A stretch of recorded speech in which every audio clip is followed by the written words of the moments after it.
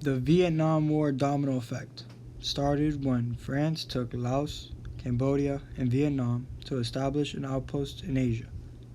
After World War II, 1,000 years after France established Laos, Cambodia, and Vietnam as a French colony, France only gave independence to Laos and Cambodia and not Vietnam. That aggravated the Vietnamese so much that small nationalist groups started to fight the French in Vietnam. Eventually, the French pulled out of Vietnam. Then the Vietnam split into the Communist North and the Democratic South at the 17th parallel. One of the reasons USA got into the war was because China became a communist country in 1949 and communists were in control of North Vietnam.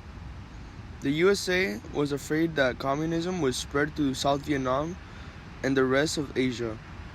It decided to send money and supplies and military advisors to help the South Vietnamese government. In 1959, North Vietnam dramatically increased its military assistance to the Viet Cong, which then began attacking South Vietnamese military units. In the American domino theory, they feared that if communism took hold in Vietnam, it would spread to other countries nearby. Ho Chi Minh initially professed his love for his country and wanted what all people deserved, to be free from opposition and be free men. However, U.S. declined in assisting Vietnam.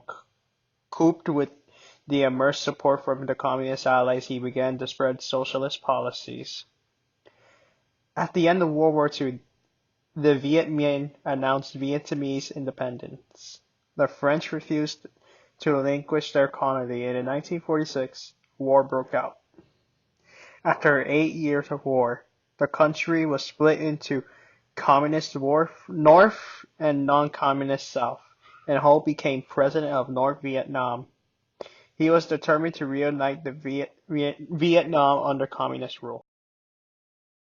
The Soviet Union had three clear objectives regarding the Vietnam conflict: to maintain the advantages of peaceful cooperation with the United States, to support national liberation movements and their role in the eventual final victory of communism, and to reduce the influence of the People's Republic of China in the world communist movement.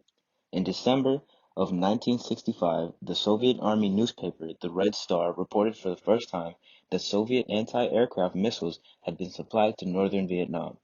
In February of 1950, assisted by the Soviet Union and newly communist China, the Viet Minh sent up their offensive against French outposts in Vietnam.